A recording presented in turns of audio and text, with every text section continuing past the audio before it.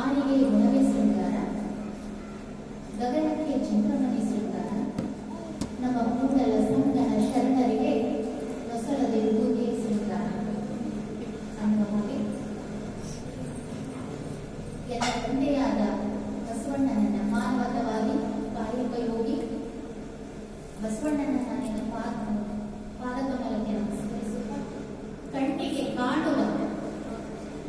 ಕಾಣದ ದೇವರನ್ನು ಕಣ್ಣಿಗೆ ಕಾಣುವ ದೇವರಾದ ನನ್ನ ತಂದೆ ತಾಯಿಯನ್ನ ನನ್ನ ಗುರುಗಳನ್ನ ನಮಸ್ಕರಿಸುತ್ತ ಮಾನ್ಯ ಕೆಕೆಸಿನ ಮಾನ್ಯ ಪ್ರಾಂಶುಪಾಲರೇ, ವೇದಿಕೆ ಮೇಲೆ ಉಪಸ್ಥಿತರಿರುವಂತಹ ಗೌರವಾನ್ವಿತವಾದಂತಹ ಮುಖ್ಯ ಅತಿಥಿಗಳು, ಆದರಣೀಯವಾದಂತಹ ಪ್ರಾಧ್ಯಾಪಕರ ವೃಂದದವರೇ ಹಾಗೂ ನನ್ನ ನೆಚ್ಚಿನ ಅಂತಿಮ ವರ್ಷ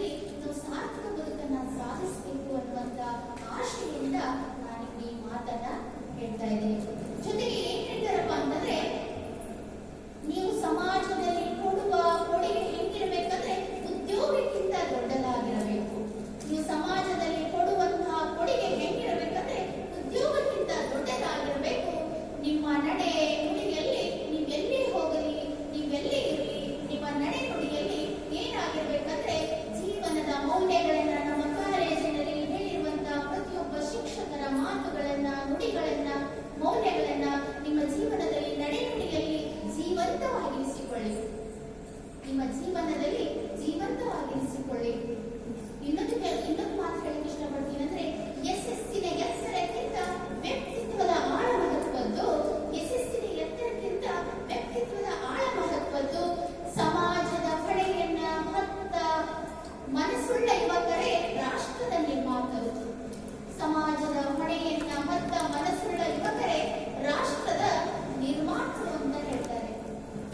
ಜೊತೆಗೆ ನಿಮ್ಮ ಯೌವನದಲ್ಲಿ PUC ಸೆಕೆಂಡ್ ಹಂತ ಹೆಂಗಿರ್ತದಪ್ಪ ಅಂತಂದ್ರೆ, ಯುವಕರಲ್ಲಿ ದೇಹದ ಶಕ್ತಿಗಿಂತ ಯುವಕರಲ್ಲಿ ದೃಷ್ಟಿಕೋನ ಮಹತ್ವದಾದದ್ದು. ನಿಮ್ಮ ದೃಷ್ಟಿ ದೃಷ್ಟಿಯಂತೆ ಸೃಷ್ಟಿ. ನೀವು ಹೆಂಗೆ ದೃಷ್ಟಿ ಹಾಯಿಸ್ತೀರಿ ಹಾಗೆ ಸೃಷ್ಟಿ ನಿರ್ಮಾಣ ಆಗ್ತದ. ಅಂತ ಅದ್ಭುತವಾದಂತಹ ಶಕ್ತಿ ನಿಮ್ಮಲ್ಲಿದೆ.